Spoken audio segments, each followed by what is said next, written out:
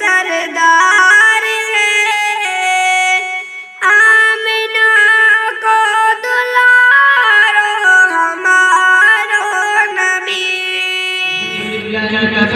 وسلام على عباده الذين اصطفى. أما بعد، رئيس الحفلة المبجل، حضرات الحفلة والحاضرون الكرام، أريد في هذه الحفلة الميمونة المباركة أن ألقي أمامكم خطبة وجيزة حول الموضوع وما أرسلناك إلا رحمة للعالمين، انتهازا هذه الفرصة الثمينة الغالية.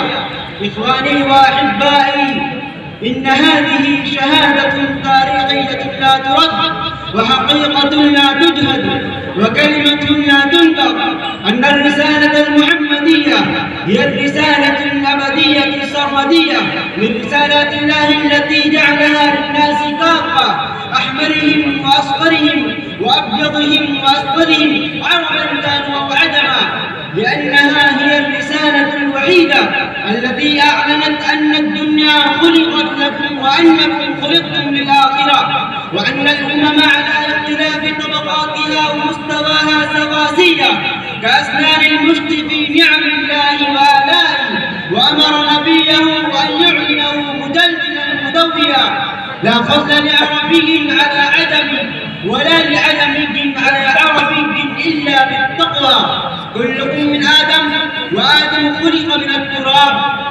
أيها الحاضرون الأجلة، إن الرسالة السابقة التي جاءت من قبل بعثة نبينا صلى الله عليه وسلم كانت مقتصدة بزمن أو مكان، وكل كتاب سماوي وصحيفة إلهية نزلت كانت مقتصدة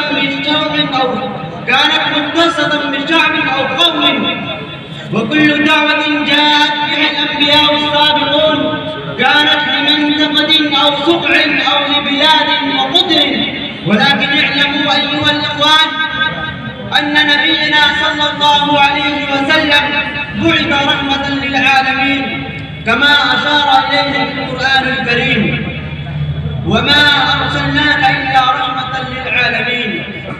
وأن الرسالة التي جاء بها محمد صلى الله عليه وسلم تنادي بأنها كاملة شاملة تامة، لا نقص فيها ولا شطط ولا عيب فيها ولا عوج، كما أشار إليه القرآن الكريم: اليوم أكملت لكم دينكم وأتممت عليكم نعمتي ورضيت لكم الإسلام دينا.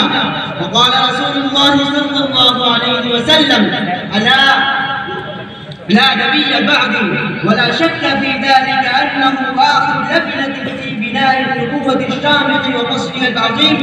وكل هذا من الدلائل الساطحة والبراهين القاطعة على أن رسالة محمد صلى الله عليه وسلم هي الرسالة الخالدة النيرة التي جاءت من رب العالمين، ونزل بها الروح الأمين على قلب النبي العظيم ليكون من المنذرين لجميع العالمين إلى يوم الدين. ولذلك تولى حفظها وصيانتها وعصمتها من النسل والتحريف، وقال: إنا نحن نزلنا الذكر وإنا له لحافظون.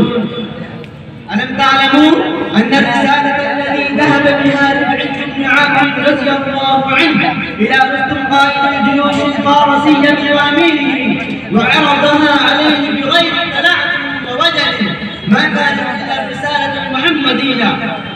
ما هي الرسالة الأبدية التي قضى الله بخلودها وظهورها؟ وما هي الرسالة التي كلما اعترفها المسلمون واتصلوا بها فازوا ونجحوا، وكلما تركوها خابوا وخسروا وذلوا واستكانوا؟ ألا وهي الرسالة المحمدية السماوية الأخيرة. فعلينا أن نعتنق الرسالة المحمدية لنكون فائزين منصورين، ويلزم على كل من له أدنى بصيرة ومعرفة أن يرفض الوثنية وينال حرصه من الرسالة المحمدية والدعوة الإسلامية كاملا موفورا، كي يتمتع بالسعادة الأخروية والحياة الأبدية واللذة السرمدية. لا أريد طالب الكلام، وأعود إلى مسك الختام واكتفي بالسلام.